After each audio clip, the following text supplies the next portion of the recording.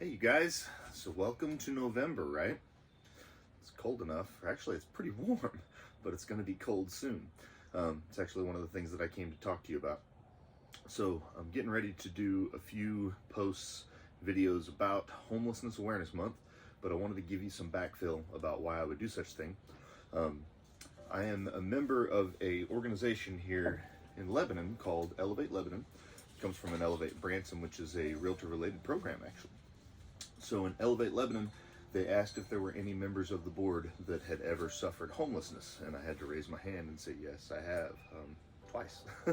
And while they, of course, it's comical that they would say, oh great, because of course they needed that position, someone who has been homeless before, to serve on the board, right? And it's difficult to find that, or at least to find someone that will step up and say, yes, I've been homeless. And then of course also to find someone who has been homeless and then is now serving or can serve in the capacity on a board, or wants to serve in the capacity on a board in this respect. So, fortuitous for the board, brought up a lot of rough memories for me, but that's the whole point, is that, and the reason I wanted to come talk to you about it is because one of the reasons I'm highlighting Homelessness Awareness Month is because I've been homeless twice in my life. So the first time that I was homeless, I was a child and I didn't have a whole lot of choice. It was in California, so it was a little bit warmer, prettier environment, but I do remember a lot of things about it. So again, the understanding of the soup kitchens and the warm places to go and things like that are there. They're just from a rudimentary age. However, I did also live at a time when I was in my late teens and early 20s where I'd messed up. Actually, that's, I guess the best way to say it is through my own mistakes. I came into a situation where I didn't have a home and couldn't get a home because I had a bad rental history. Frustrating story, but again, the landlord took the money that I had owed in arrears and then told me they had already moved my stuff out into the dumpster, and they had. All of my stuff was gone. So anyway, I ended up on the streets for a good couple months and didn't have any money. And when I say on the streets, what I was is technically what we call sheltered homeless. So sheltered homeless is someone who does not have a home.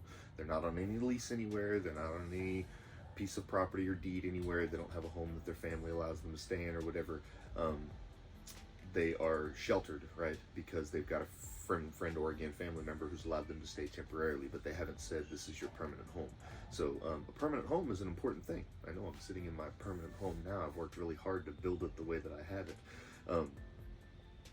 But again, the reason that I wanted to give you this story was to help you to understand where I'm coming from and why I've done some of the things that I'll be doing in the next video that I'll share with you, which is basically visiting some of the areas where people without homes are.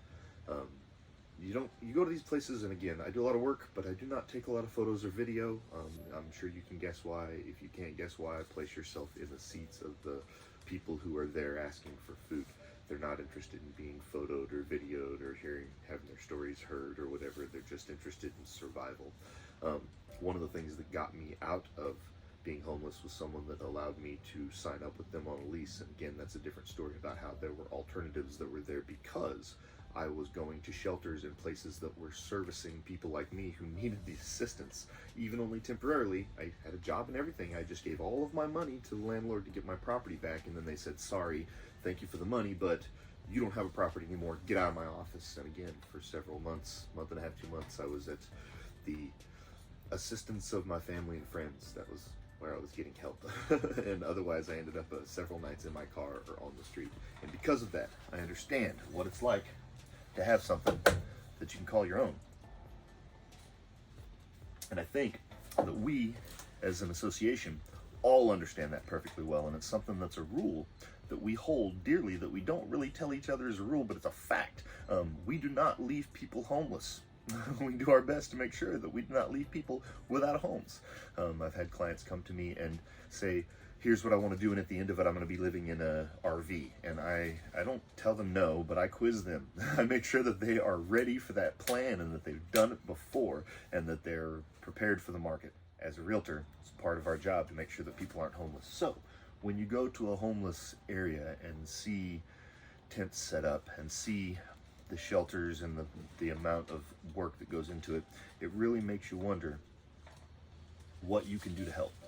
And I'm proud to say that one of the things that I did as I went around the state was saw that there was in every turn, in every spot, an ambassador from the association, somebody there They were there to make sure that things were going the direction that they should be. They were there to make sure that they could do anything they could to help. They were there for that same purpose that I'm there for, because nobody should be homeless. Everybody deserves a home. It's an important thing to us. So the next video that I'm going to bring you, and the discussion that I'm going to bring you again, is not going to have a whole lot of imagery, but it is. A lot of that, again, is going to be redacted and pulled away, because I don't want people to feel like we were there to record them. I didn't want people to feel like I was there to record them. You know, walking around with a gimbal and pointing it at people is never a way to help them in a situation. So a lot of this video is just going to be me explaining the plan and the process. But that's okay, because the plan and the process is amazing, and I'm glad to say that our association and each individual member of our association seems like they're there to help.